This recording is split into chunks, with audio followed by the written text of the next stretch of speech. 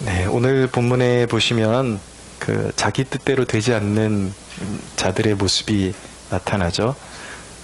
보니까 빠른 경주자들이 나타나는데 발빠른 경주자들이라고 해서 선착하는 것이 아니다. 용사들이라고 전쟁에 승리하는 것이 아니다. 또 지혜자들이라고 음식물을 얻는 것도 아니고 명철자들이라고 재물을 얻는 것도 아니다. 지식인들이라고 은총을 입는 것도 아니다. 라고 말씀하고 있습니다. 참 자기 뜻대로 되지 않는 그런 모든 일들을 경험할 때에 분명히 어떤 탁월함을 가지고 있는데 그런 모든 것들이 마치 아무런 의미 없는 것처럼 느껴질 때 굉장히 인생이 힘든 시즌이기도 합니다. 도대체 우리 그리스도인들에게 이런 아무리 계획을 세우고 뜻을 정하고 몸부림쳐도 무언가 하나 이렇게 일이 제대로 열매 맺지 못하는 성공하지 못하는 이런 시간들이 과연 그리스도인들에게 어떤 의미가 있을까? 하나님이 왜 인생들에게 이런 곤고한 시간들을 허락하실까? 그것을 잠시 생각해 보려고 합니다. 무엇을 배우는 시간들인가? 이런 곤고한 시간들이 아무리 발버둥 쳐도 무언가 손에 잡힐 듯 하지만 잡히지 않는 이런 곤고한 시간들이 어떤 의미가 있는 시간들인가? 첫째는 자기 자신을 내려놓는 것을 배우는 시간입니다. 하나님이 한 사람을 붙드시고 사용하시려면 하나님의 뜻에 기꺼이 순종하는 사람이 되어야 하는데, 이 자아가 살아있으면, 옛사람, 내 자아가 살아있으면 하나님이 사용하실 수가 없는 겁니다. 그래서 그 힘을 빼는 시간을 허락하시는 것이죠. 그래서 잦은 실패와 절망, 그리고 어떤 일을 이렇게 일이 이루어질 거야 그러고 예견하지만 그런 일들이 자꾸 빗나가는 이유가 바로 여기에 있는 것입니다. 그러니까 내가 스스로 자부하는 것들이 얼마나 사실은 보잘것없는 것들이고 하나님 없이는 헛된 것들인지 알게 하시기 위해서, 그것을 깨닫기까지 분명히 용사고 그리고 발빠른 경주자고 타고난 그런 어떤 탁월함이 있음에도 불구하고 그것이 이루어지지 않게끔 하시는 것이죠. 그래서 인간적인 탁월함의 이제 민낯을 보게 될 때가 있습니다. 우리가 나름대로 열심히 배웠어, 나 똑똑해, 외모도 이 정도면 출중해, 어디 나가도 하나 꿀릴 것이 없어. 그런 자부심이 있지만 하나님께서는 하나님의 도구로 사용하시기 위해서 내 스스로가 자부하는, 난 이 정도면 할 수 있어, 그리고 나는 이런 탁월함이 있어. 근데 그 탁월함의 민낯을 보여주시는 거죠. 아무리 인간적인 탁월함이 있어도 그 위에서 그것을 다스리시고 통치하시는 하나님의 주권을 인정하지 않는 한 그 모든 것이 지푸라기에 불과할 수도 있다라는 것을 깨닫게 되는 그 순간, 인간은 비로소 내 자신이 아무것도 아니었구나, 그것을 깨닫는 순간 하나님을 의지하는 법을 비로소 배우기 시작하는 것입니다. 또 한 가지, 이 시간은 하나님의 말씀에 순종하는 법을 배우는 시간입니다. 자아가 살아있으면 하나님의 말씀에 대한 갈급함이 없습니다. 그리고 귀 기울여 듣지를 않습니다. 자기가 살아있기 때문에 늘 자기 뜻대로 무언가를 계획했을 때에 그대로 이루어지기 시작하면 인간은요, 자아가 팔팔 살아서 내 옛사람, 하나님께 순종하지 않았던 내 옛사람이 팔팔 살아서 절대로 하나님의 말씀에 귀를 기울이지를 않습니다. 그래서 이 자기중심성이라는 것이 굉장히 우리 안에 끈질긴 그런 요소로 작용을 하는데, 이 자기중심성을 버리지를 못해요. 내 뜻대로 했을 때에 계속 뭔가 성취되고 이러면 내가 잘난 줄 알고 내가 하나님의 자리를 차지해버리고 하나님을 모시지 않고 하나님의 말씀을 들으려고 하지를 않습니다, 인간이. 그러니까 귀에 들려오지를 않죠. 그러니까 자기가 계획하고 자기가 먼저 계획하고 앞으로 나가고 결국은 하나님을 뒤로 제껴놓고 살아가는 이 자기중심성, 이것이 바로 성경이 말씀하는 죄의 그 본질적인 모습인 것입니다. 이것이 살아있으면 결코 하나님의 뜻대로 인간이 살지를 못해요. 그러니까 하나님께서 우리에게 절망의 시간들을 허락해 주셔서 내 뜻대로 되지 않는다라는 것을 보여주셔서 비로소 우리의 귀를 뚫어주시죠. 듣지 못했던 하나님의 음성을 듣게 하시기 위해서, 주님의 음성을 듣게 하시기 위해서. 누가복음에 보면은 이런 기사가 있습니다. 어부인 베드로가 밤새도록 물고기를 잡으려고 그물을 던지고 노력했지만 한 마리도 잡을 수가 없었습니다. 근데 예수님이 베드로에게 말씀하시는 거예요. 깊은 곳에 가서 그물을 던져서 고기를 잡아라. 누가 전문가냐면, 물고기 잡는 데는 누가 전문가냐면 베드로가 일평생 물고기 잡는 데만 헌신했던 전문적인 어부였습니다. 예수님은 목수였죠. 근데 예수님이 전문가에게 거기다 그물을 깊은 곳으로 가서 던지라고 했을 때에 베드로가 마음속으로 생각했던 것이 무엇이었겠습니까? 도대체 이해할 수 없었을 것입니다. 전문가는 난데. 그런데 베드로가 예수님의 말씀에 의지해서 깊은 곳에 가서 그물을 펼쳐서 던졌어요. 그랬더니 그날 주님의 말씀에 순종했을 때에 어떤 일이 일어났냐면 그물이 찢어지도록 물고기가 잡혀 올라오는 역사가 일어났습니다. 그때 베드로가 깨달은 거예요. 그동안의 실패의 이유가 단순히 물고기 잡는 법을 가르쳐 주신 것이 아니라 주님께서는 그 사건을 통해서 인생의 전반적인 메시지를 한 영혼에게 심어주시는 거예요. 인생의 실패가 왜 오는가? 인간이 왜 좌절할 수밖에 없는가? 그동안 하나님을 앞세우지 않고 주님을 내 중심에 모시지 않고 주님의 말씀대로 살려는 것이 아니라 내 중심성, 내가 계획하고 내 뜻대로 살려고 했던 것이 바로 죄악된 내 모습이었구나. 그것 때문에 인생이 실패했구나. 자기 중심성의 그 죄악됨을 그가 깨닫고 주님 앞에 고백한 것이 무엇이냐면 비로소 자기의 죄됨을 깨닫고 주님, 내가 죄인이로소이다. 나를 떠나소서. 나는 죄인입니다. 라고 그렇게 고백했던 것입니다. 근데 베드로는 비로소 그 순간을 통해서 깨달은 것이 있었습니다. 베드로의 고백이 무엇이었습니까? 물고기를 그물을 가득 잡아 올리기 전에 베드로가 깨달은 것은, 베드로는 이렇게 고백했습니다. 내가 밤새도록 잡은 것이 없지만은 주의 말씀에 의지하여 내가 그물을 던지겠나이다 라고 고백했습니다.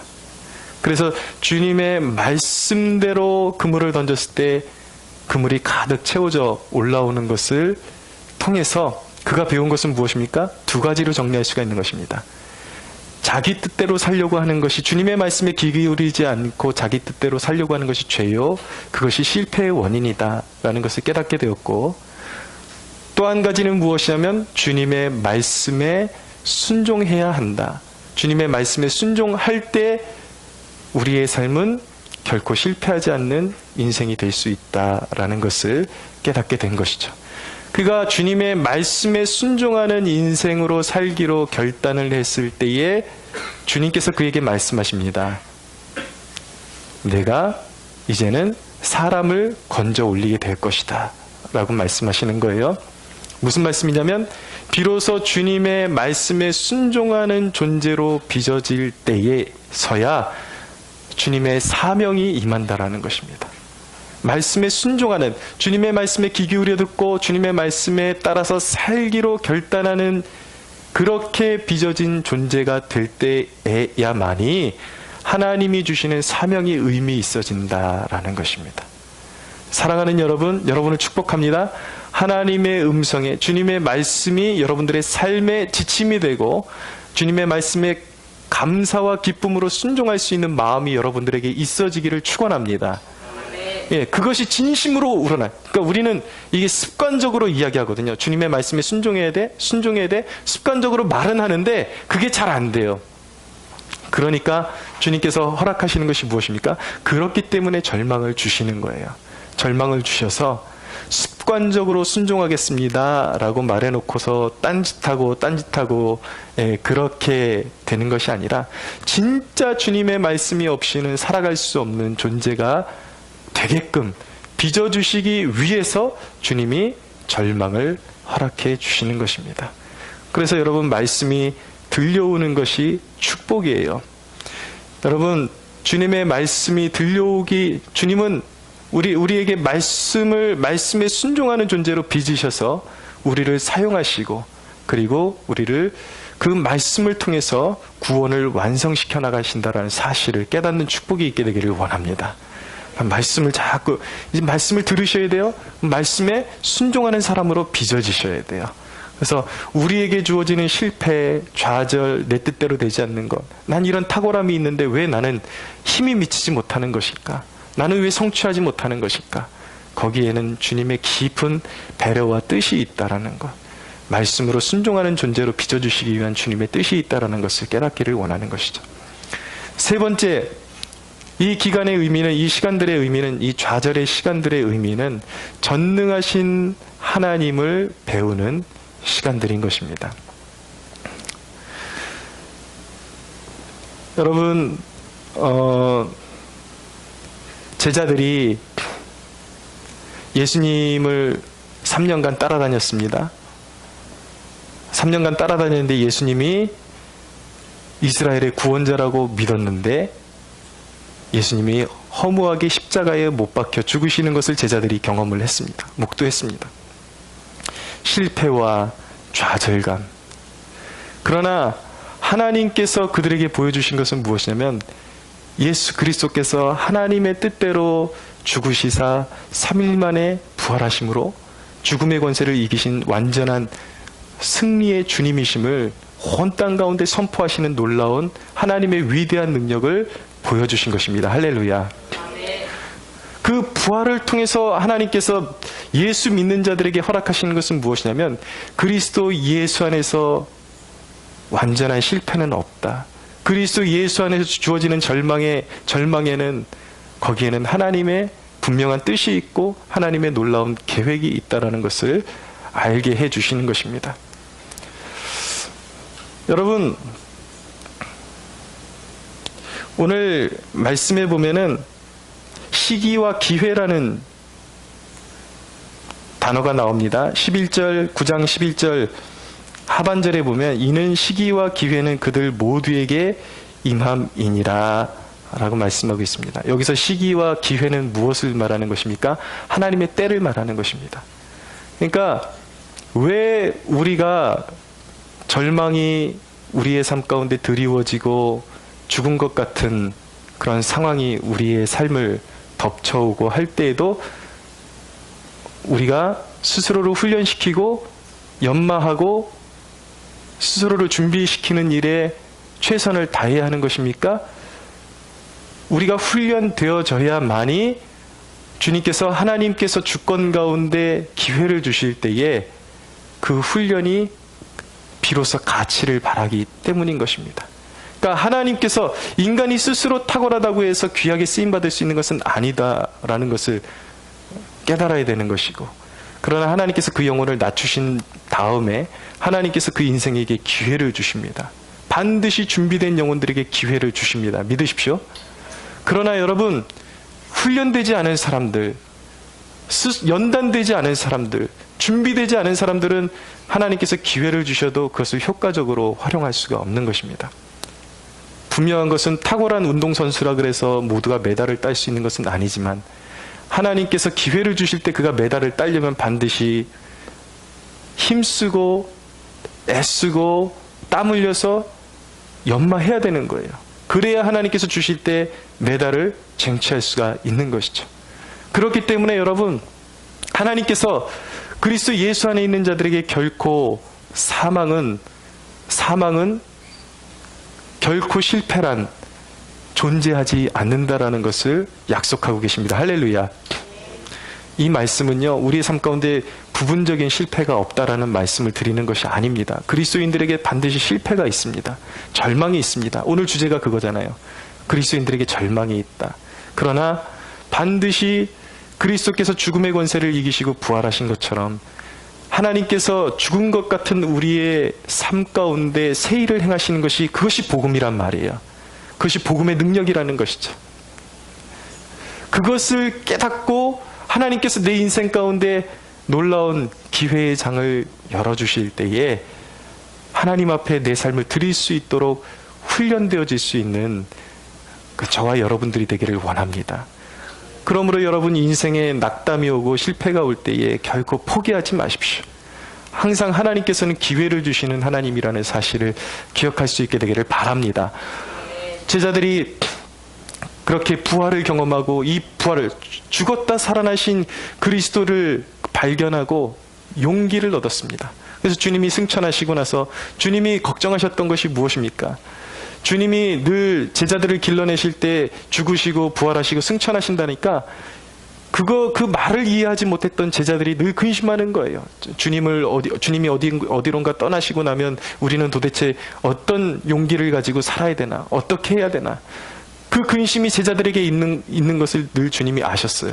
그러나 제자들이 주님의 부활을 목도하고 나서 마음에 두려움이 사라졌습니다. 그래서 주님이 승천하셨을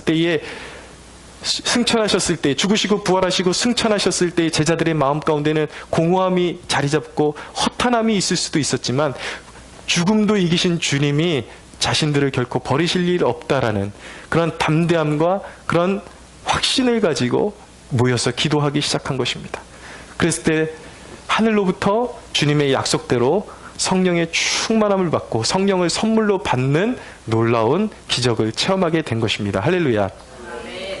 여러분, 우리 인생 가운데 주어지는 절망의 이유는 무엇입니까? 하나님의 전능하심을 나타내시기 위해서 우리에게 절망을 주시는 거예요. 하나님은 반드시 새 일을 행하신다라는 것이죠. 그러므로 여러분, 우리 인생 가운데 내 뜻대로 되지 않는다라고 너무 염려하지 마십시오.